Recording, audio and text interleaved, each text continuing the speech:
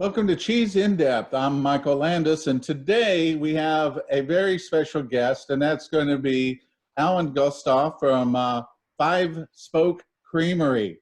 And we have a great opportunity to be able to see raw milk cheese making, taste some great cheeses, and also spend a little bit of time with Alan. So I want to introduce you to Alan. Alan? Thank you. Thank you, Michael. It's a pleasure to be here, and I'd like to welcome everybody. Just briefly, this is a family-run business. It's pretty much my wife, Barbara, and myself. Harvest Moon is really the hardest cheese, and I spent time when I was younger working for Unilever in Holland. And of course, I had a lot of Goudas, and I spent some time in France. And Harvest Moon, which is based on a Mimolette, is really originally based on a Dutch cheese. And I liked it. It wasn't widely available here. And we started making it when it was actually banned from sale in the States. It did take several years to develop. It is now available, the French version. But we like it because it's different, and in terms of its taste, but I'll let all of you be the judge of that. So why the name Harvest Moon? Right. Well, the name relates to what you see. If you see it, the outside of it, it really does look like a moon. It's round, it's sort of crater shaped, and inside it's orange, so relates to the harvest, and it just kind of stuck. Okay. What do you usually pair this up with? Well, I'm hoping you could offer some suggestions. It certainly goes well with different beers and ales, but on the slide we picked some that we feel pair well with it. Okay. It's sweet, so today will be a good chance to try a few new things. Was that the cheese itself, well, first off, it's absolutely gorgeous. It's such a beautiful cheese. And it's got a tremendous amount of butter, but it also has some wonderful notes of maple caramel. The sweetness of this is just amazing. So what I wanted to do was I wanted to capitalize on that. And so I picked up the Rutherford and Meyer pear paste. And I really love pear paste. I love paste like that. I don't like to deal with all the fruit and stuff. It's just so much hassle, where here I can just open up the container, I can get a piece of pear paste, and I can literally smother the cheese with that. And I don't have to worry about going out to the store and getting more stuff. So it's pretty simple in that respect, when you're working with that. If I may add, one of the things you could do with the Harvest Moon, because samples everybody has are probably like a year and a half or older, so it does great well. It's really good in macaroni and cheese. We use it on pasta, and it's really good on dishes like that. Well, what I found was that when I put these together, the pear actually brings out more of the butter, brings out more of the flavors of the pear, and I almost get almost like a apple pie flavor. So when I thought about that, I thought, well, what could I do to improve the apple flavor? And I thought, well, you know what? Effie's does a pecan nut cake. So a pecan nut cake, the cheese and the pear paste together gives you a really nice flavor. As a matter of fact, it almost turns into a baked apple pie. So it's really fun. And I paired this up. I decided to go with something a little light in a way, is a Chianti Classico. And this is a traditional DOCG. And what I wanted to do is I wanted to bring out more of the butter of the cheese, because you have a really nice maple caramel, that really rich flavor that you have here, but the wine has some acidity to it. That acidity helps bring out a little bit more of the buttery flavor that this really has with all that raw milk and the way that this is set up. It's got so much, and it's so easy to draw it out. And then you add a little bit of the pear paste, and you kind of get that apple pie with a little bit of fruit from the wine, and then add in the pear or the pecan nut cake, and it all just really comes together really well. The porter is what's known as a wash curd cheese. It starts out first couple months, it's very mild. The samples that you received are now probably about 5-6 months old, so it has a bit more body to it. We like it both ways, but this really pairs well with like a English pale ale, you know, light wines, Sauvignon Blanc, and it's really versatile. I use it in omelets. I snack on it a couple times a week, and we're also experimenting by. We have some batches aging right now that actually have truffles in it as well.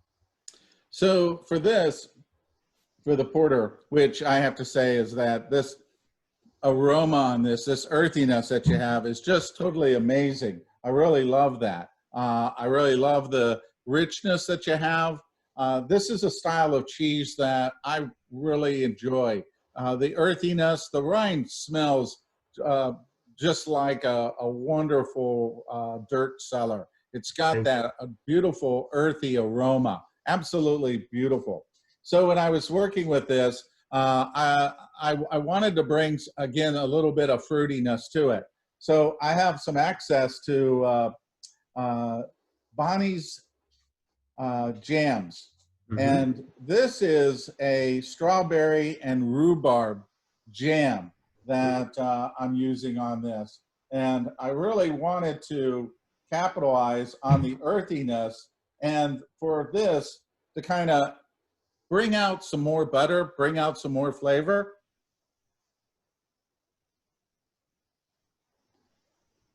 It's got the strawberry, the butter, the earthiness, and a nuttiness comes out that really brings a unique, wonderful little flavor. And pairing this up, I wanted something a little stronger. So I picked up this Hanna Alexander Valley Cabernet Sauvignon. You know, the cheese can hold up. It's got enough strength on there. And then adding in the strawberry and that. So what could I pair up with that? Well, because I have all the sweetness, I went with an oat cake. I didn't want to bring a lot of flavor to it, but what I wanted to do was I kind of wanted to balance out the fun flavors that this brings. And an oat cake with a little bit of the strawberry and the cheese, and of course, the fruity Cabernet Sauvignon. Salute. I bet that's good. This has a very well balanced flavor profile.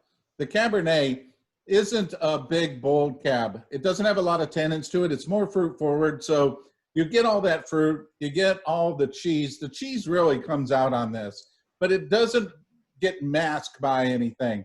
The strawberry rhubarb just kind of comes in, brings a little bit of happiness to it. It's just that easy. So really nice, little fun little pairing on there.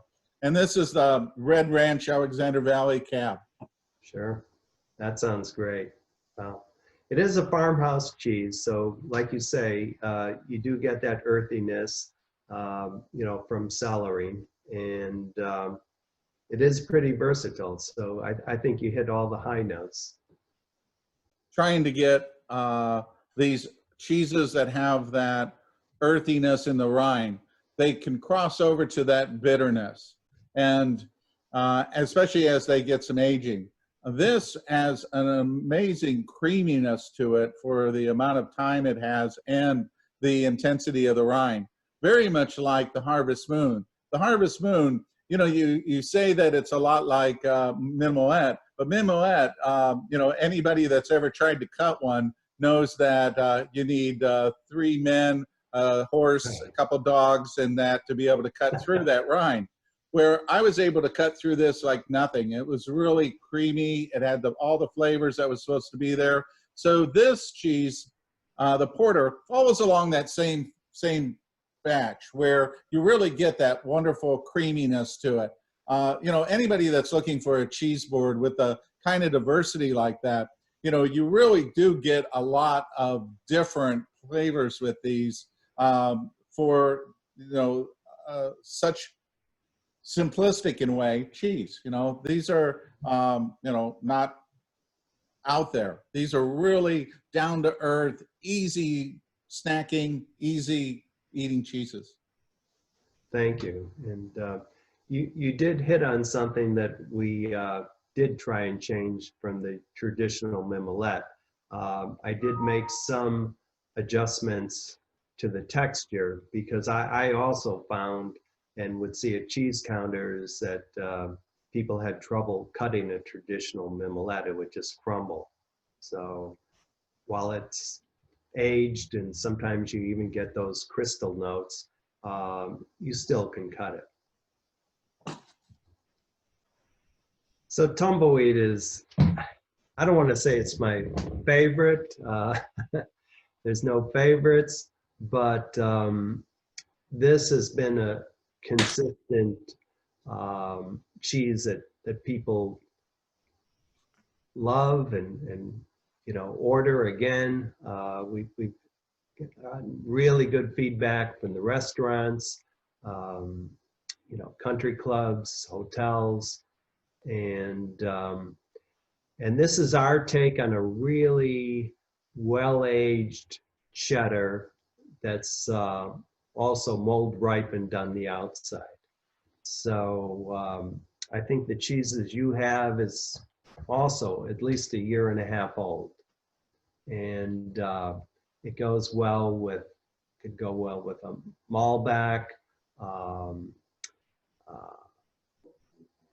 you know, a really full-bodied cab. It can handle almost anything. So tell me more about this rind. How do you get this developed? Right. So the rind is always a challenge. You know, the cheese is, you know, it's aged in a room with high humidity. But the longer you age a cheese, the more delicate it could become. So the rind, it just develops naturally.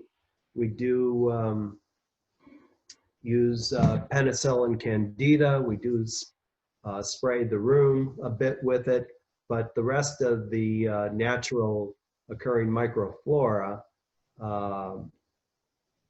helps develop the color and flavor of the rind. One of the first things that, you know, you kind of, when I saw this, and I did think of Cantal because that is such a earthy smelling cheese with that rind. One of the first, I guess, natural rind cheeses that I ever experienced was Cantal, and it was a big drum, and I remember unpacking it and setting up a fresh cut store, and I picked it up and I could smell that earthiness and how beautiful that was. And then cutting into it, you could see all of the defects of the way that the rind had dug in or had changed through here. It was the most imperfect cheese I'd ever seen, but flavor-wise, it was magnificent. So when I opened this up and I started looking at it, this is absolutely beautiful. You know, a lot of times when you got aging this much, you have the dryness closest to the rind that is unflavorful, but this has butter flavors all the way out. It's got a wonderful tanginess to it that I was not expecting. I wasn't expecting it to be a cheddar, and I wasn't expecting it to be a Cantal, but when you do talk about them being very close together, you get a lot of those characteristics. You get a little bit of that tanginess, you get the earthiness, you get the butteriness, all those flavors in there. So thinking about this, I thought that a fig chutney would be really fun. Now, I've done fig paste before. Everybody's had fig spreads and things like this, but I went with Taste Elevated, which is spicy with a little sriracha in it. So it's got a little bit of a kick to it. And I think cheddars do really well with getting something a little spicy on there. And so that's the direction that I took with that. Fig spread with some spiciness to it. And then, you know, I really wanted to add a little bit of breading or cracker to it. So I went with the Firehook Mediterranean Rosemary. So I thought fig, rosemary, and the buttery flavors of this cheese.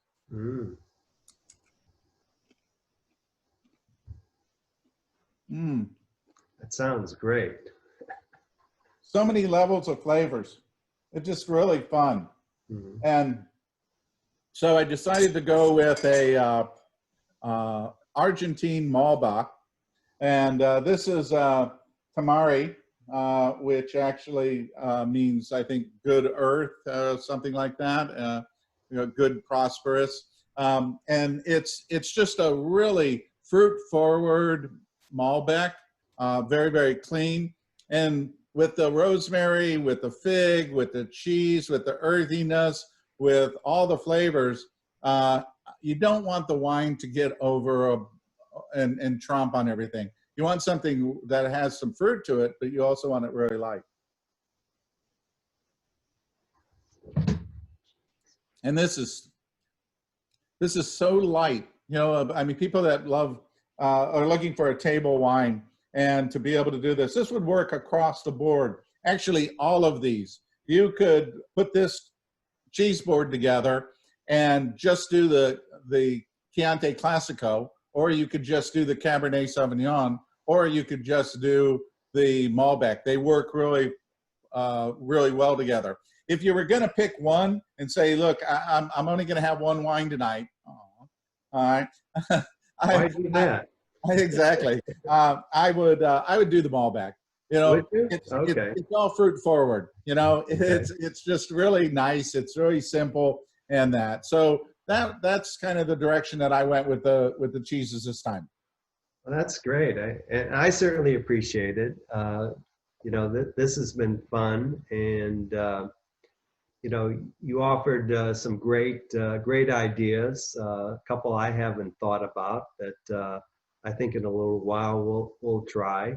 But I hope everybody out there, you know, really enjoyed this and enjoys their cheeses. And in times going forward, you're welcome to visit at our farm. Tell us about your Victory cheese box. Right. Okay. Well, this is a kind of a new thing. You know, actually, would you like to talk about? My wife Barbara's will really put together the box. Will explain it. I'm gonna give the seat to her.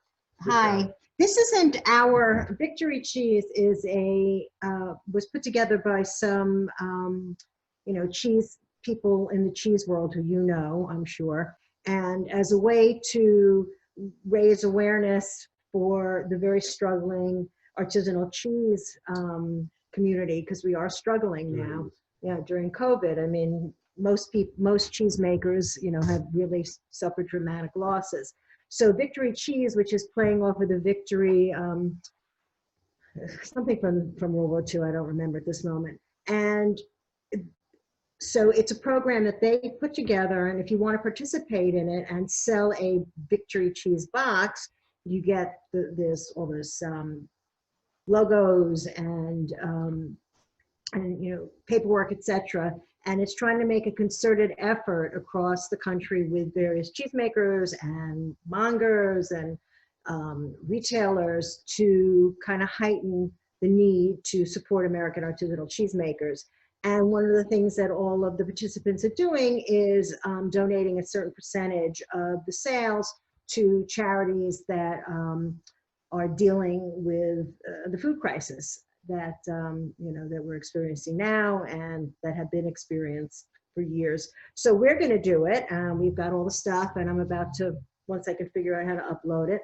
But what we're going to be offering are the 3 cheeses you tasted today, and then if somebody also wants to add in one of the prepackaged cheddars, and it'll be up on our website, and I'll probably be doing something with Instagram and whatever. So yeah, we just wanted to kind of get it out there because we think it's important, not just for us, but there are a lot of other cheesemakers who you might see a little Victory, that logo, and that's it. Well, we thank you, and we'd love to get feedback if you want, and or any other ideas for pairings. They're all welcome. So, Michael, again, thank you very much. Alan, it's my pleasure. I'm glad that we had this time to be able to chat. I really have a lot of admiration for you working with raw milk and the quality of these cheeses. These do take me back to European originals, and I'm so impressed. Like I said before, with the Harvest Moon, this is a better choice for those that are looking for a creamier version. It has everything that the Mimolette has, but creamier, and it's just absolutely wonderful in richness and simple and easy to pair with. The other cheeses are classics. These are things that, the original cheeses that were made in Europe that really bring out the authenticity and the quality of using the raw milk. And I think that that's one of the attributes that you have in your farm, is that you have taken the raw milk and stayed with classic cheeses that have been well known to work well in that environment, not trying to invoke some direction that, okay, I'm going to do it this way regardless of how the flavor turns out. These are magnificent. Alan, beautiful. Thank you so much. Thank you. I appreciate it. Okay, right. We'll be speaking soon. Yes, we will. And I really appreciate you taking the time and coming out today to be able to talk about the different cheeses and also a little bit of your story. So again, thank you so much. For those of you, thank you for tuning in to Cheese in Depth. I'm Michael Landis, and we have next week, the following week, of cheese makers coming on board with cheeses, all kinds of fun things. And hopefully, somewhere along the line, you'll find something that is just going to be your next best cheese. Remember that when you buy these cheeses, you are supporting the families, the farmers, the community when you buy the cheese. It's not just for the cheesemaker alone. It is a community effort. And so this really brings an opportunity for you to be able to support the American artisan. And of course, with Victory Cheese. Check them out, victorycheese.com. This will be recorded and it'll be available soon on my YouTube channel, Michael Landis Cheese. So thank you again and take care.